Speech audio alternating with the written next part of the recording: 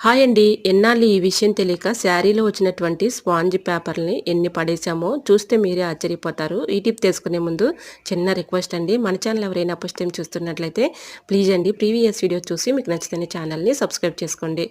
ఇలా స్పాంజిల్ని 2 ఇంచెస్‌గా కట్ చేసేసుకొని ఇలాగా ప్రిపేర్ చేసుకోవాలండి. ఒక్కొక్కటిని ఈ విధంగా తీసుకొని ఇనప చెవులుంటాయి కదండీ! ఇలాంటివి బైండింగ్ ఇనప చెవులుంటాయి. ఇది మధ్యకి ఇలాగా ఫోల్డింగ్ చేసేసి ఇలా మధ్యలో నుంచి ఒక్కొక్కటి ఇలా మనం పూలు ఎలా అల్లుకుంటామో ఆ విధంగా ఒక్కొక్కటిగా ఇలా పెట్టుకుంటూ ఇనప ఓచల్ని ఇలా మెలిచుట్టుకుంటూ రావాలండి. ఒక బ్రష్ లాగా తయారవుతుంది.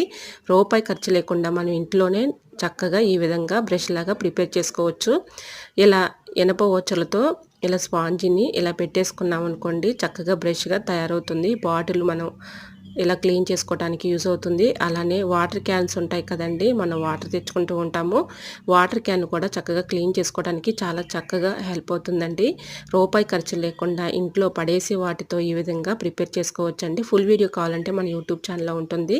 ఫస్ట్ టైం మన ఛానల్ ఎవరైనా చూస్తుంటే ప్లీజ్ అండి ప్రీవియస్ వీడియో చూసి మీకు నచ్చితేనే ఛానల్‌ని సబ్స్క్రైబ్ చేసుకోండి. వీడియో నచ్చితే ప్లీజ్ అండి లైక్ చేసి మీ ఫ్రెండ్స్ అండ్ రిలేటివ్స్ షేర్ చేయండి. Thanks for watching. By by.